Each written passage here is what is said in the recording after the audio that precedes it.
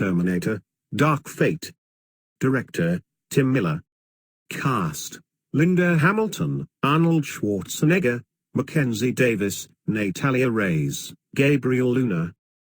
Breakneck, blasé, and browner than usual. Terminator, Dark Fate is a prime example of sneaky Hollywood self-plagiarism.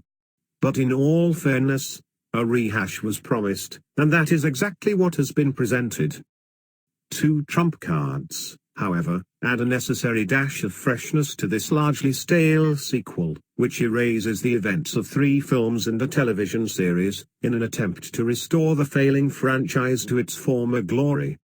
The performances of Linda Hamilton, returning as Sarah Connor for the first time since 1991's Terminator 2, Judgment Day, and Arnold Schwarzenegger, who never really left, serve as soulful anchors in director Tim Miller's emotionally disengaged film.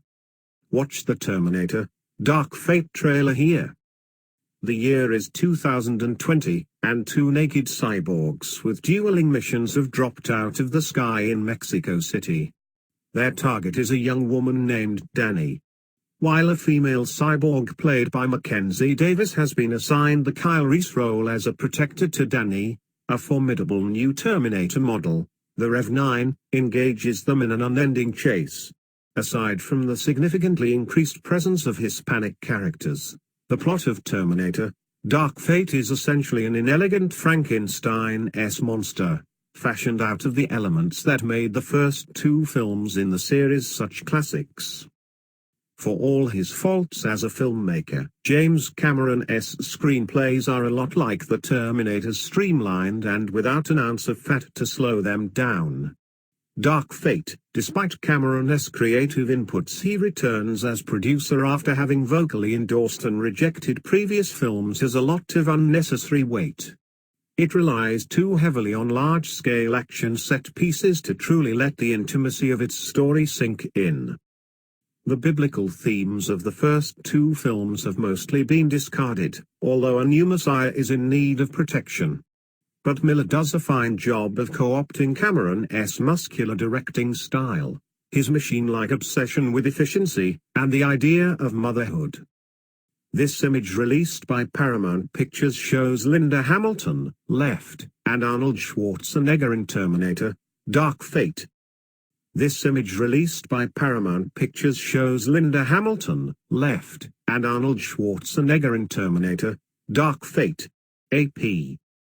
Another of the movie's highlights is Arnie's return, which, slightly disappointingly, arrives well past the halfway mark. Visibly older now, he talks about how, after having completed the mission he was programmed to carry out, he went about finding a purpose in life.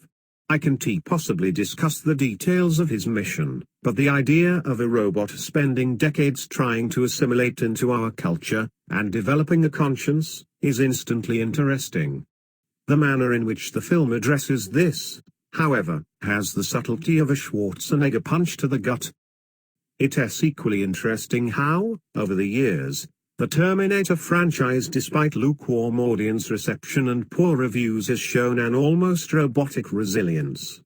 The last 2 films in the series, Terminator Salvation and Terminator Genisys, were intended as trilogy starters, but their subsequent box office failure put an end to those plans.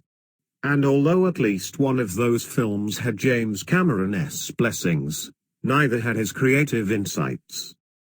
So the fact that Dark Fate is less inventive than Salvation, which at least transported the story to a post-apocalyptic future, added Genisys, which tapped into themes of privacy and online surveillance rather potently, is monumentally disappointing.